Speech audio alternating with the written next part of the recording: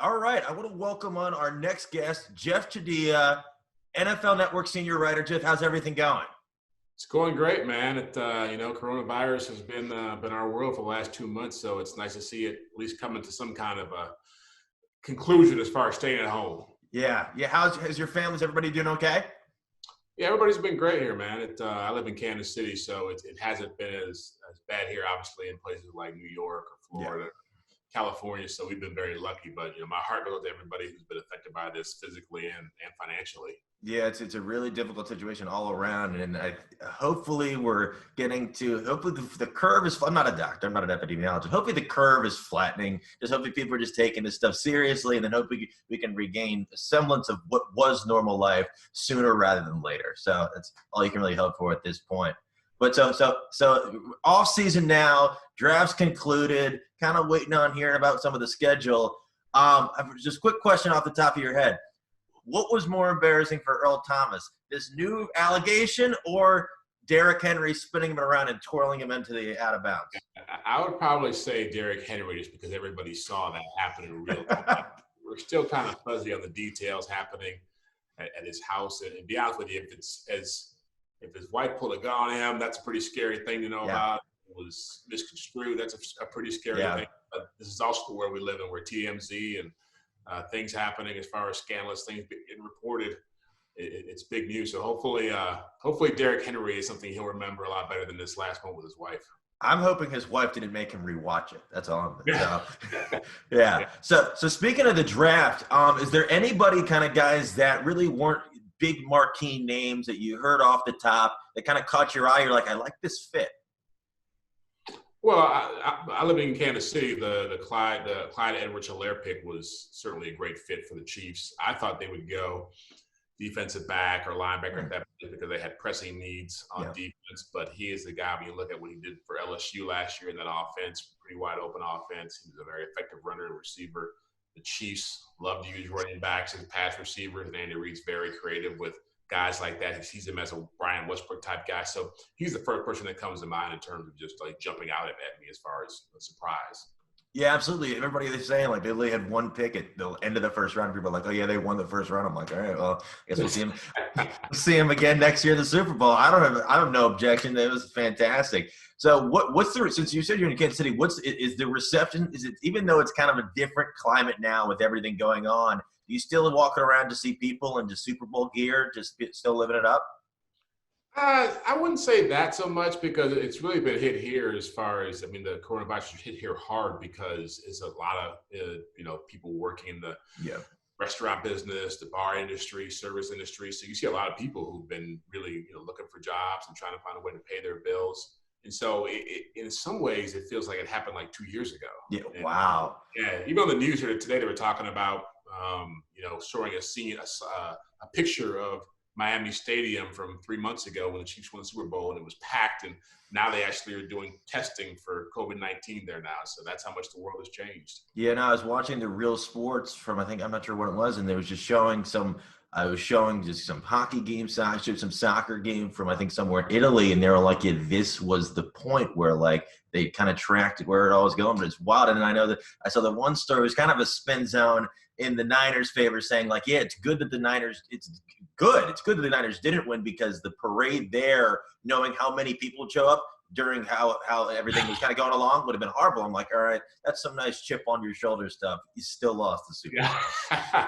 Yeah. No, I see you're wearing a Chiefs. I'm a Redskins fan, but the thing about the Redskins is Sundays aren't the best in the afternoon, and then like you kind of get excited for April, and then you look towards next April, because that's kind of the best month of the Redskins year. Hopefully Chase Young, got a couple other guys, Antonio Gibson, Gandy Gould from Liberty. I like the draft class. Not expecting too much, but we'll see. We'll see. I think Ron Rivera, I think he's inspiring some hope in the DC fan base, which is good, because last year I went to one game and I was really thinking, like, maybe I should have stayed home.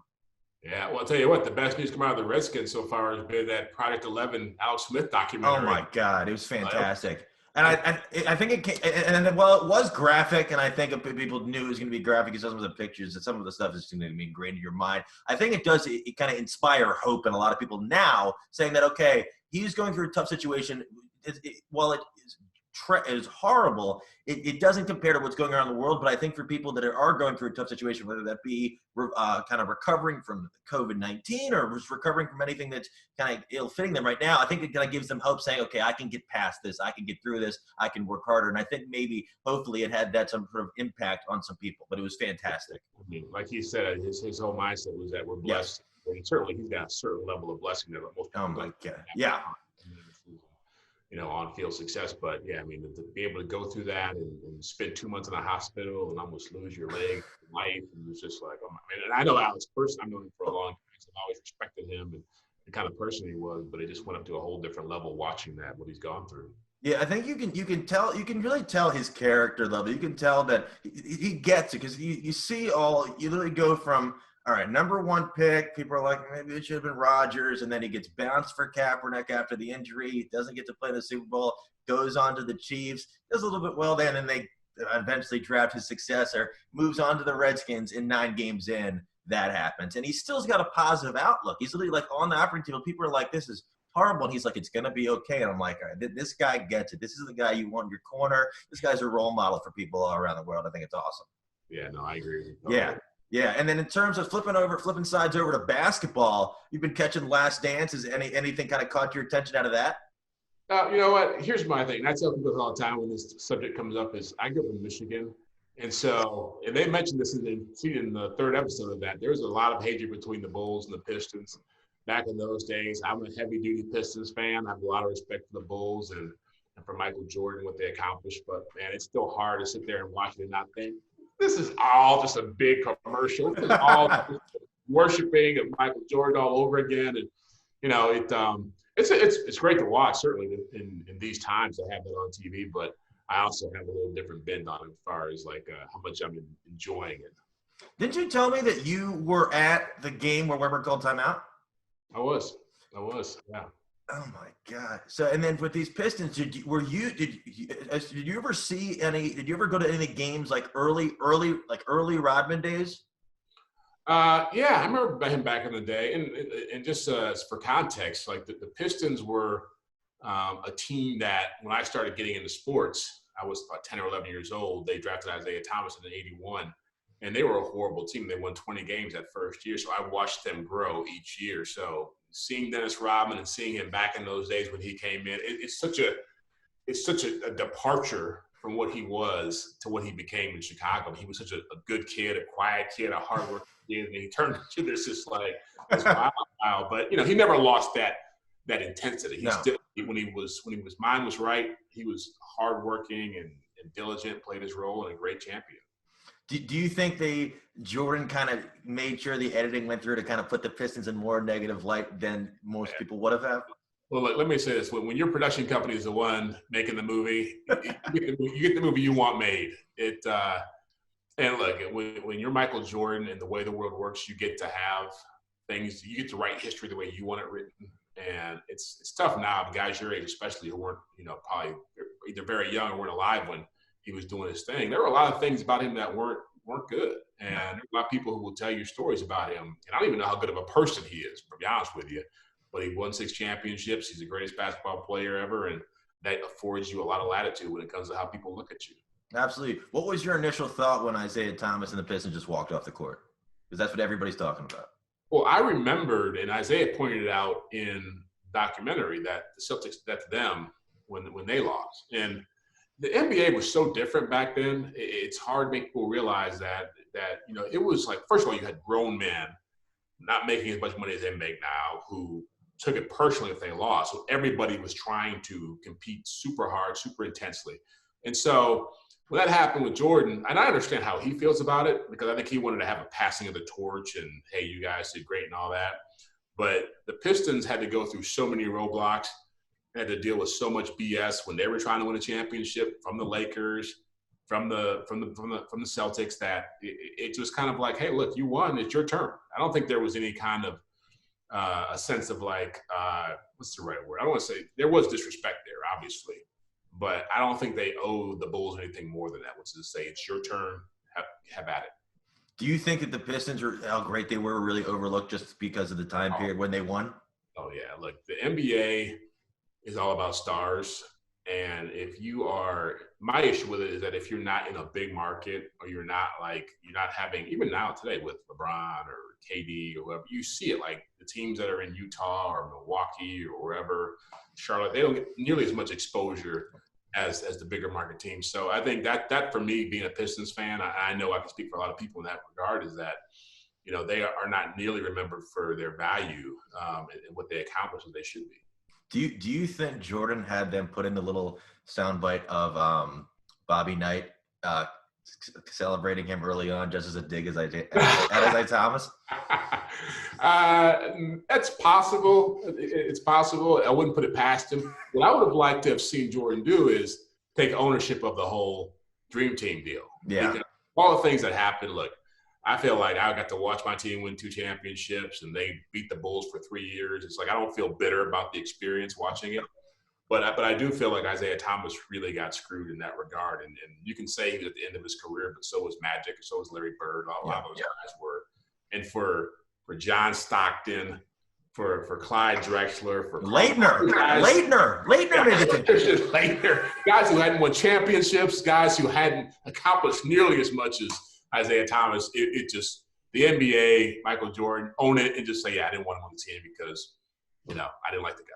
I would have loved to see it. I don't know if he would have done it like to play for another international team like you sometimes see now. But you see the guys playing, I think, like I forget the kid's name, Scotty Wilbekin in Florida a couple of years ago. He was playing for another team. If Isaiah was like, hey, Croatia, you guys need a one. And he comes on there, just him, and they're just kind of just going at it like it'd be good. But I can see why Isaiah is still bitter. Like it's arguably the greatest, but the most well put together team ever. And Isaiah Thomas clearly should have been on the team, and just wasn't. And it's even 20 years later, you can tell he's still bitter. And you can tell Jordan, Jordan had some say in that. Jordan probably said, if he's there, I'm not. And you know it happened, but it's wild.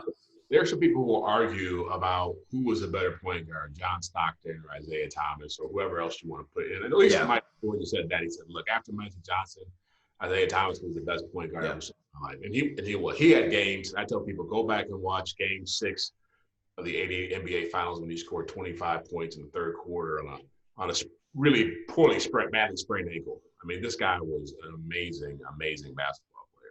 Yeah, and I always say that he kind of had to. Isaiah could have done more, but he wanted to spread the wealth around a lot, and I feel like maybe that. Also, Stockton, if people could say, oh, he's got the assist numbers, he's got the steals numbers, he doesn't have the rings. Yeah. Isaiah does the rings. That's wild. And then, so looking forward to this NFL year. Schedule's coming out soon. Are there any games if there's one game on the slate that's going to happen, which one are you most excited to see for the first game of the year? The first game of the year or just the entire year? For the entire year. Which game are you marking your calendar? I'm looking for it because the Chiefs are going to play the AFC South, so they'll see the Tampa Bay Buccaneers. I want to see Tom Brady and that newly rejiggered Tampa Bay Buccaneers offense going against Patrick Mahomes and their offense. I think that's going to be a heck of a game just because, I was a little bit on the fence about how much of an impact Brady would make on Tampa based on what they had when they got there. Now they have Gronkowski. They've got the left tackle. They had a good draft. I mean, they're going to be a pretty good team. Yeah, and then also it could be a preview because Super Bowl is in Tampa. So if maybe you can look at it two ways. You could say, okay, if Tampa during the regular season does somehow muster a victory, that's fuel for Mahomes to say, you know what, you got that one, but we're gonna let you coast to the end of the season. We're gonna let you coast into February, then we're gonna beat you at home, and then you can retire. So it's gonna be wild. That's awesome. And then I'm trying to think. I think I have one more. There's one more initial question for you. Oh, yeah. So I'm in the D.C. area right now. What type of impact do you think Chase Young can have on this team? I think he'll have a tremendous impact. I mean, anytime you get an edge rusher, they've got some good defensive pieces. Ron Rivera, the defensive-minded head coach. It's going to help the quarterback have a little more success if you can create turnovers, if you can get teams off the field. And so, look, he was the one guy in the draft that you knew was a no-brainer, can't miss. If he's not a Pro Bowl player within 2 years, something's wrong. He's that much of a difference maker. And in today's NFL, the way the ball's being thrown, it's either quarterback, it's either receiver, it's either someone to protect the quarterback or someone to get after the quarterback and the corners. So you saw that in the draft. You saw those positions, offensive tackle, corner, receiver, quarterback, edge rush. Those were the guys that were going fast because that's how you win games in the NFL today. Yeah, I think it's an exciting time to be a Redskins fan. Hopefully he can bring some of the fans back into the stadium, especially since he's a local kid. I think they always love that angle. I think they like that angle more than people think. If you look at their roster, up and down their roster, it's almost like, yeah, it's like, okay, Haskins is local, Young is local, Fuller is local, Sean Smith is local, and I'm like, all right, well, we'll see what you're doing. But this has been a lot of fun. How can people find you on social media to follow you? Basically, just go, you type in my first and last name, and it's going to be the only thing that pops up because I'm the only guy out there that I know. There's another Jeff Chadiha out there, God help him. Yeah. But, JEFFRICHADIHA will do it. Twitter, Instagram, Snapchat. Those are the main places you can find me.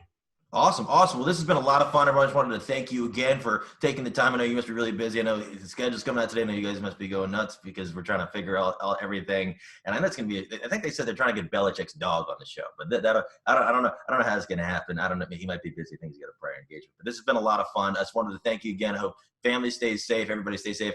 Hopefully we can regain some normalcy. Football season coming around the corner, but hopefully everybody can kind of get back to where we were.